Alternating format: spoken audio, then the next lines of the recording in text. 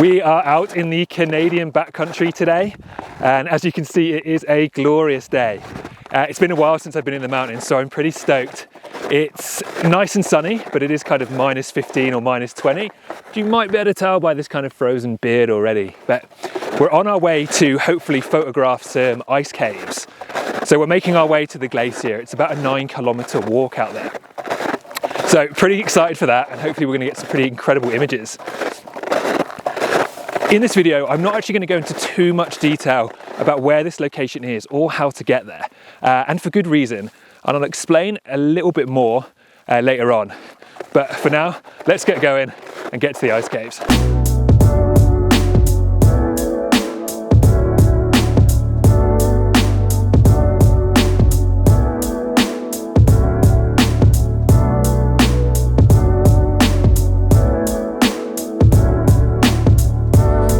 We've hiked in about 5 or 6 kilometers now, and just as we're getting towards the toe of the glacier, we're having to cross this pretty epic frozen lake actually, but we can see the blue of the ice. So as we get closer, we'll probably rope up to get on and kind of explore, but pretty excited. Check this out. As we made our way across the ice, the lake creaked and groaned under our feet. The ice was thick and the temperature cold, but those eerie sounds convinced me to double check the thickness with an ice screw. As we made our way along, the ice turned from a frosted white to a brilliant clear blue. The ancient ice glowing in the sun.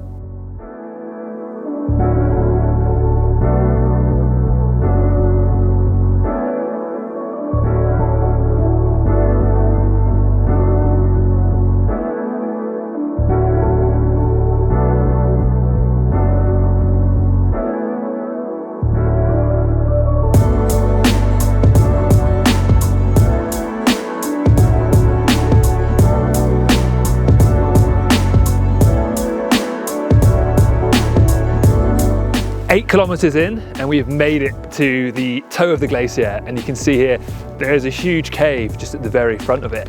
You can kind of get to this point almost by avoiding any glacial travel at all and kind of almost skirting around the edge of it. But yeah, pretty epic. Let's get inside and get some shots.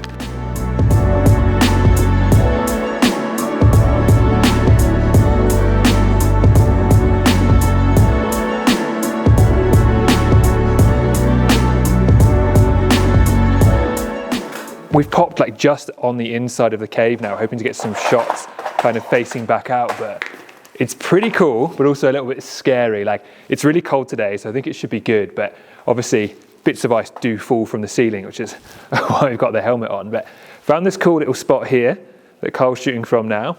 It's got a bit of a reflection as well, so I reckon we can get some shots standing in the gateway of the cave and get reflection in the kind of puddle below here, or the smoother ice below. So we didn't want to spend too long in the cave, especially with the warming sun. So I set up my tripod nice and low, a couple inches from the ground, and walked to the mouth of the cave to grab a couple of pictures. I think they turned out pretty awesome.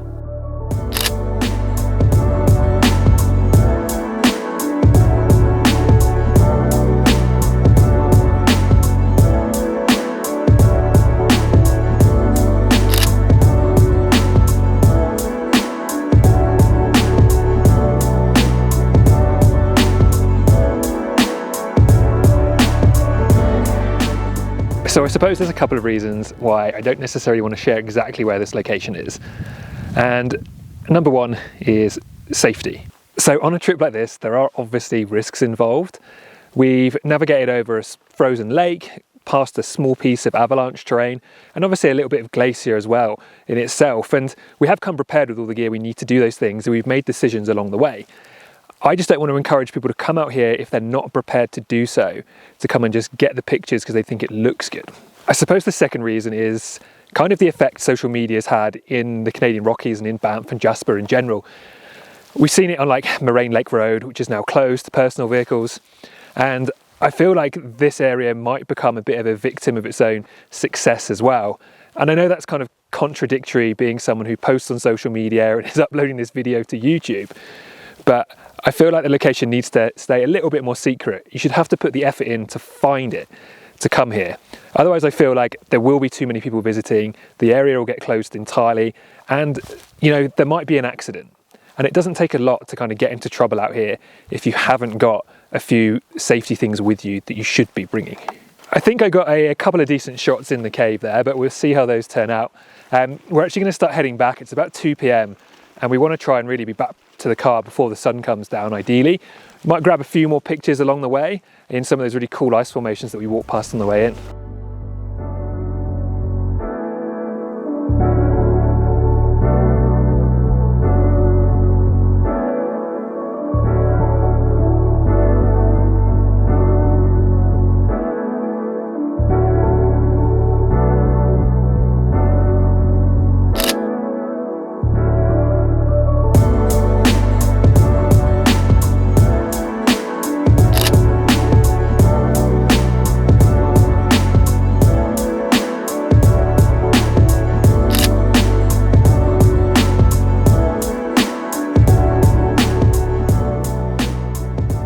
So you'll have seen on the way out, I just grabbed a bunch of pictures of the kind of patterns and the textures in some of the ice, and especially on the lake here.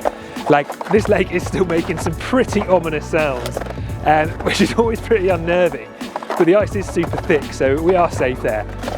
Like, it's been amazing to get back out into the mountains and to get back out with the camera, because it's been a few weeks for me. And this has been an epic trip to do it on. And a big part of today has been really working out, one, how to do it safely and where exactly to go. So it's always worth doing a little bit of research on locations.